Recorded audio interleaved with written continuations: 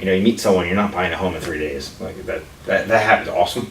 Where did that mindset come from to realize that? Was that from the manager, the mentor, or was that through a little bit of everything? That was probably from growing up and everything I've done. My dad always returned to me. He goes, "Remember how you're being treated here? You know, you like this. You know, like." And it's also about like, well, where are you going? How's this going to help that person? Like, you need to offer a service, not just be a person that opens the door up. So growing up, your father asked you questions to make you think differently. Oh, and I would talk about stuff. He'd go, "Remember how that guy treated you, like an accounting firm, how that guy treated you. Just remember that when you're later in life." That's what he would say. Or how that guy treated you like that. You know, I'm by far not perfect, right? So like, but, oh yeah, of course, because you want to realize, I want to help somebody get to point A, you know, point Z, right?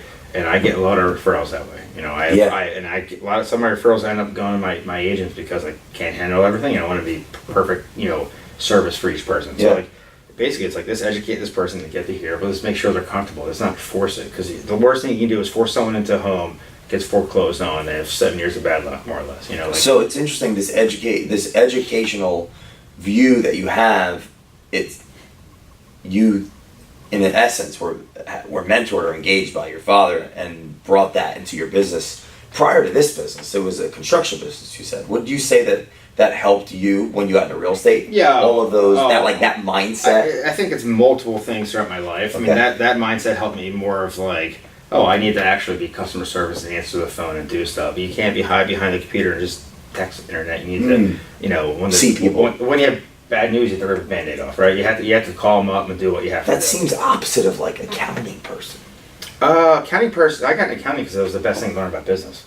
Interesting. So you weren't interested in being an accountant. No. You were interested in learning about business management, or actually accounting that knows about. How did you believe, like, what made you believe that would be advantageous to business? Was it a mentor? Was it just an inquisitive thought? I think when I went around colleges and interviewed at colleges, when they interviewed me, right? Yeah. It's like, what's the best way to learn about business? So, well, it sounds like you interviewed that.